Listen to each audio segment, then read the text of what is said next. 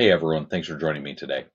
Today I want to talk a little bit about stories. As a self-proclaimed master storyteller, one of the things that I incorporate in my leadership are stories, things that can help me relate to people and to relate to me.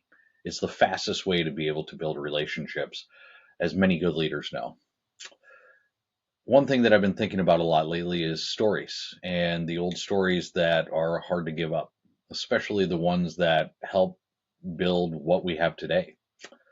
They show up in our businesses as legacy processes, long held assumptions, or even beliefs about what works and what doesn't work.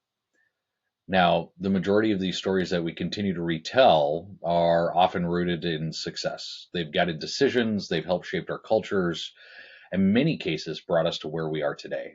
But here's the harsh truth: just because something was right doesn't mean it still is. And as leaders, we really have to pause and ask ourselves, is this story still serving us, or is it holding us back? And what we need to do is we need to, you know, uh, take a look at those stories and, readjust. For example, perhaps you created a structure, 5 years ago that made a lot of sense, but right now is creating a lot of friction in the organization. Or maybe it's a mindset that once fueled growth, now it's limiting innovation and agility. So letting go doesn't mean disrespecting the past, it means honoring it, recognizing that it got us to this point and then choosing to make space for what's next. That shift takes courage, clarity, and sometimes that scary step into the unknown. In my work with organizations navigating change, one thing really sticks out.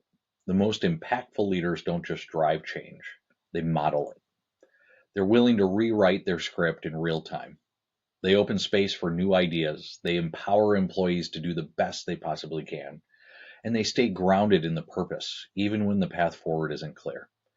And because of that, the employees follow, not out of compliance, but because they want to, because they believe in the story. They want to be a part of that story. So here's the question I'm sitting with specifically this week, and I invite other leaders to consider. What old story are you holding on to, and what new one are you ready to rewrite? Because the future doesn't wait for permission, it shows up when we make room for it. Thanks for listening. Have a great day.